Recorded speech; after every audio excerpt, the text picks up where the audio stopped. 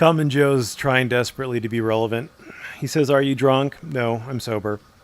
Lol, even if a cell phone is considered a work product, live streaming means the video does not stay in the phone, you dum-dum.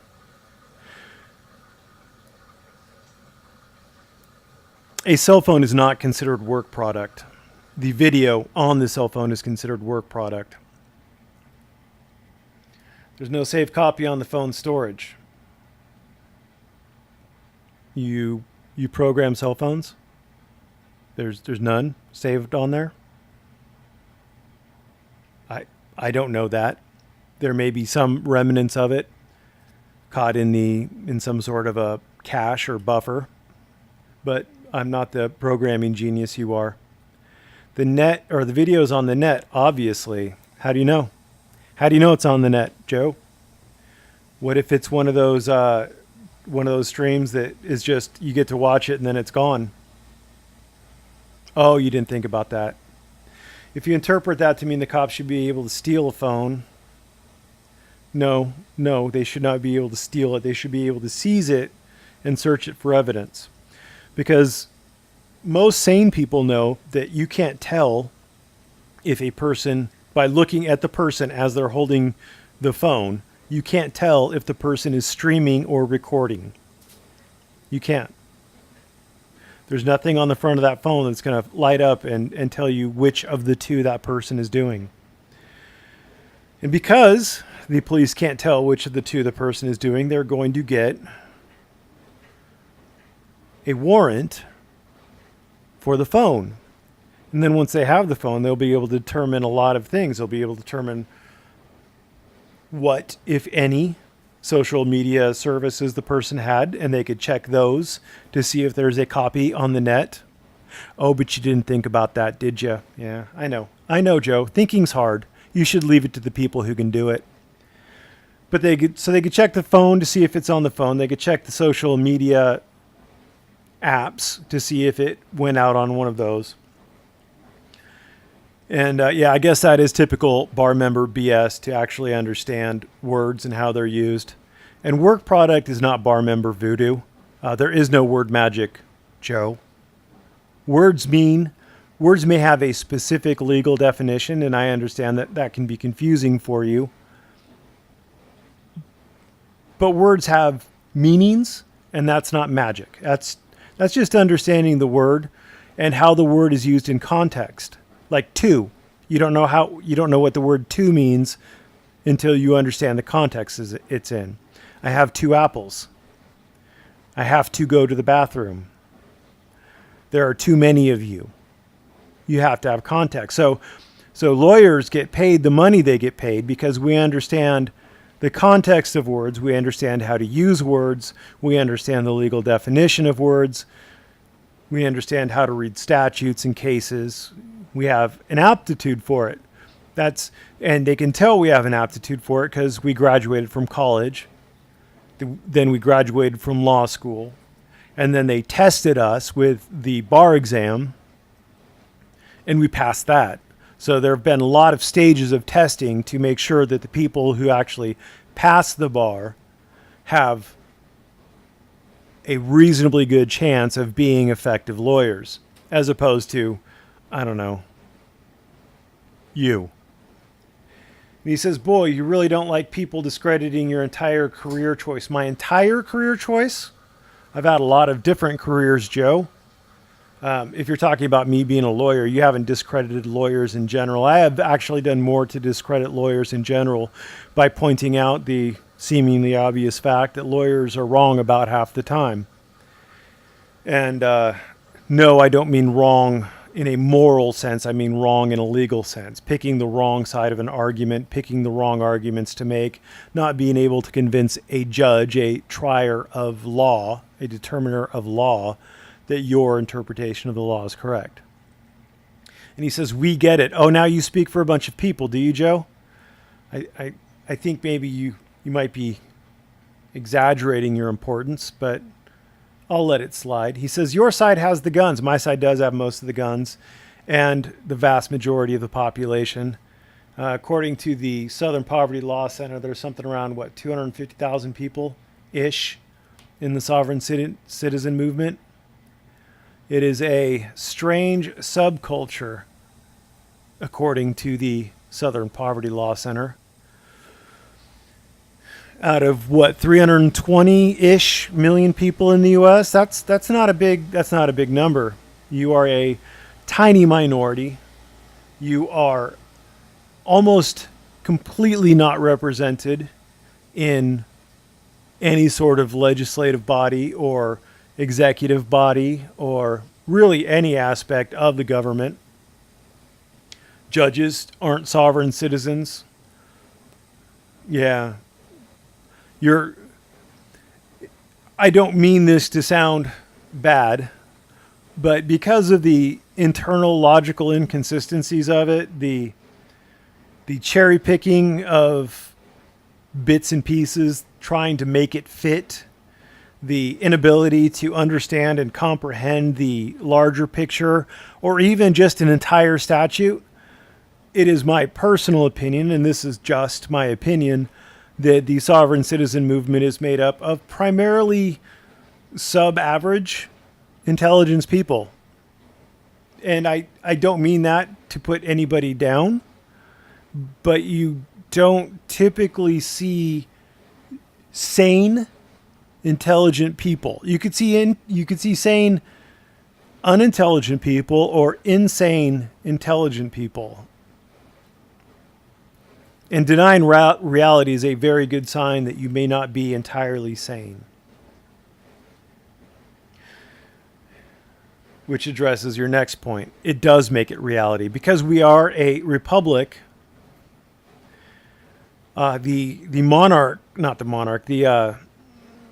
body of citizens entitled to vote, that would be the legislative branch, and the executive branch of each state, actually of each city and each state, and the federal government, they get to determine what the laws are. And the judicial branch in our particular republic gets to determine what those laws mean. And the executive branch gets to enforce those laws. And all of those three branches are largely in agreement that you and your kind are uninformed or misinformed. That makes it tyranny. Well, a government in which absolute power is vested in a single ruler, no. I understand what you're going for. You're going for tyranny of the majority. But we are actually a republic. We are governed by laws. And we have a lot of laws in place to protect minorities. The First Amendment is a very good example of a law that's designed to protect minority viewpoints.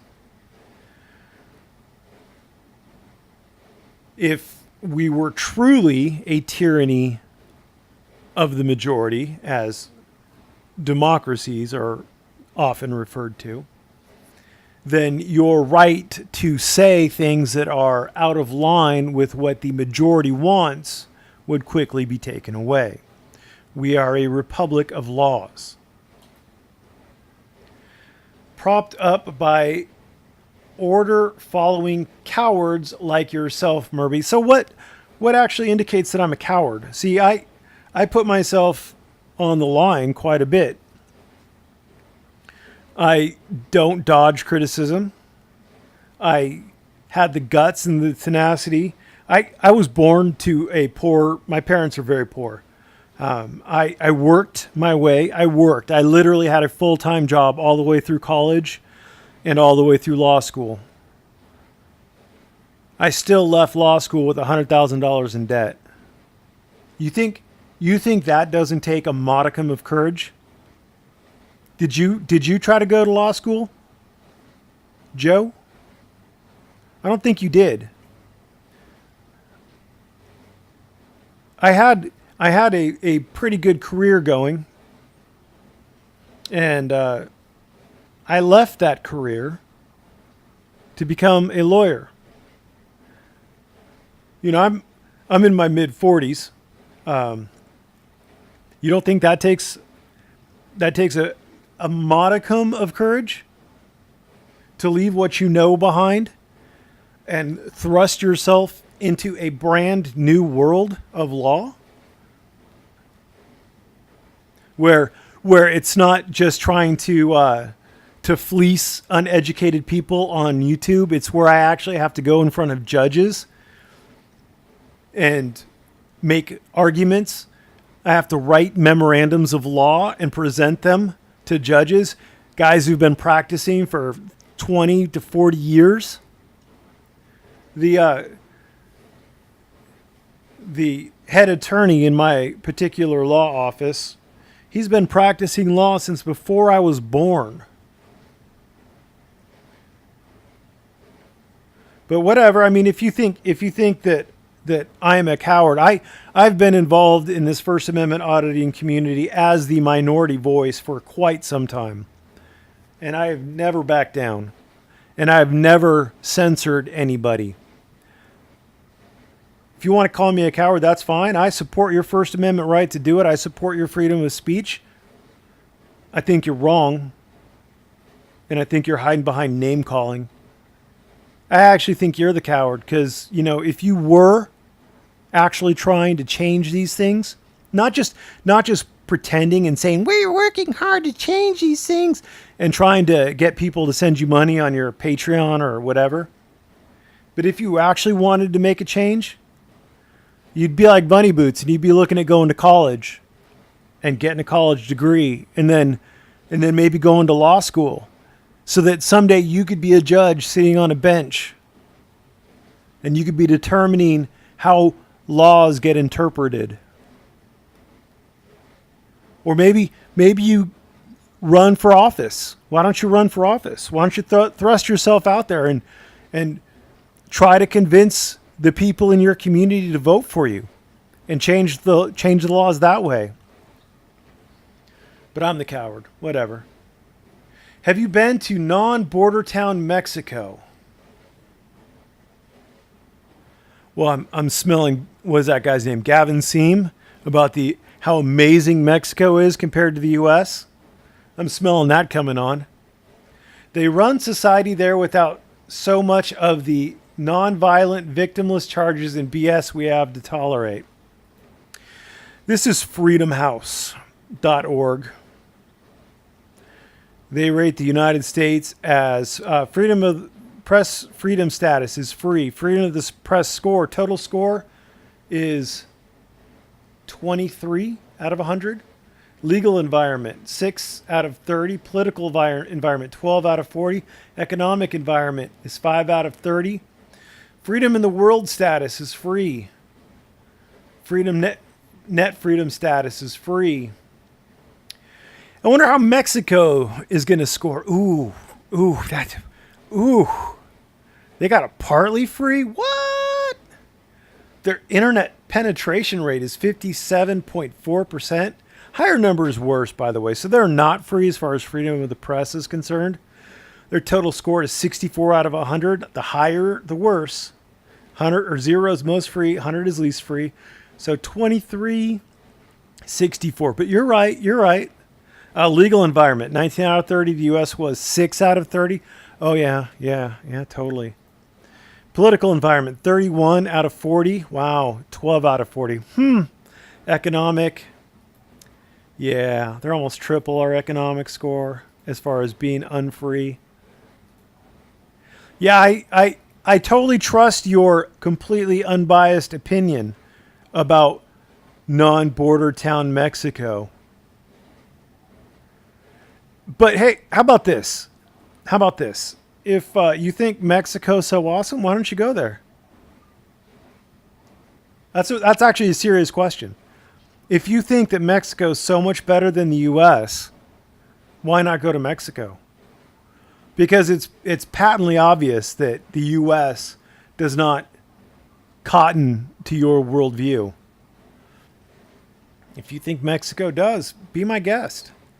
He says, your opinions are worthless there, yet you act like anyone who... Wait, my opinions are worthless in Mexico. Okay. Yet I act like anyone who criticized bar member words and rulings here belong in the... No. You, oh my God. Like, I absolutely think that rulings can and should be criticized. I have criticized rulings and opinions here.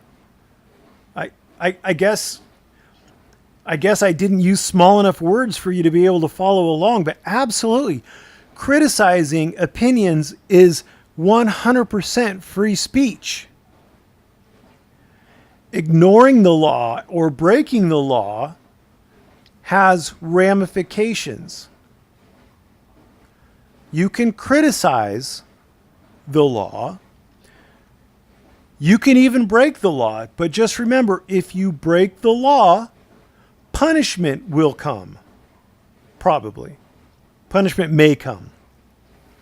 If it's egregious enough, or if someone really gets their panties in a twist.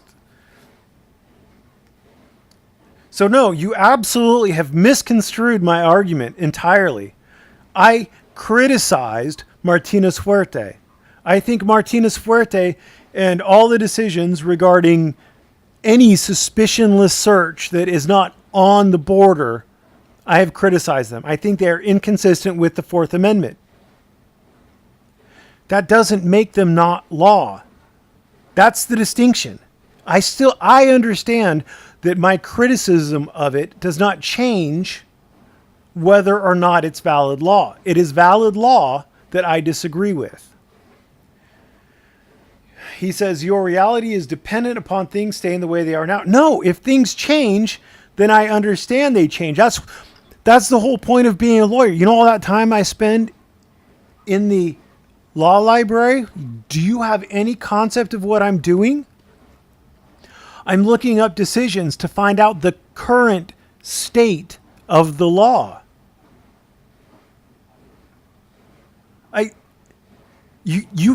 You have so little understanding of what the reality of law and the practice of law is that you don't even have the barest grasp of what I'm talking about. It's absolutely amazing to me that you have the gall, the mendacity, the insolence, the presumptuousness to say that you are a non-bar lawyer. You literally have no understanding. It's mind-boggling. You say we want them to change. Yes, we all want laws to change. Nobody is satisfied with the current state of laws. The current state of laws we have is the closest approximation to the average of what people want. Some people would like more gun control. Some people would like less gun control. Some people would like more restrictions on abortion. Some people would like fewer restrictions on abortion. Congratulations. We all want them to change. You have found a universal truth. Now all you need is a cookie and a nap, right? You act like that's so unreasonable. No, you still fail to understand my point. I guess I would too if I spent money and time kissing the ring and bending the knee to the bar. I didn't kiss a ring and I didn't bend a knee. You completely lack understanding. You lack understanding and you are misunderstanding. Are simple logic and ethics beyond you? No, but they are apparently beyond you. My ethics don't come into play on what reality is. Reality and ethics are completely separate things. I follow my personal code of ethics. I expect people to follow the law. I hope that people remain logical and consistent.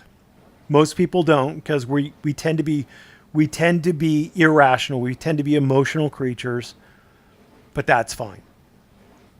The Supreme Court is my ethics? No, the Supreme Court is the ultimate arbiter of what the laws of the country are.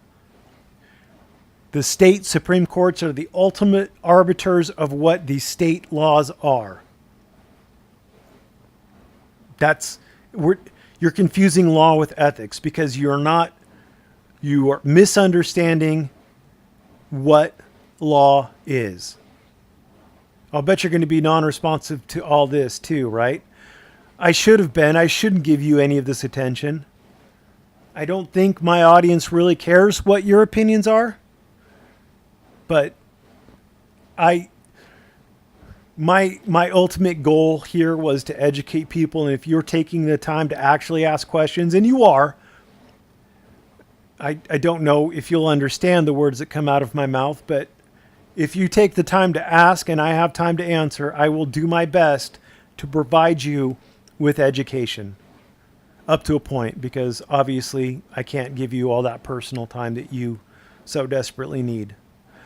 But anyway, to everybody else, thank you for watching. I apologize for wasting your time with this nonsense, but have a great day.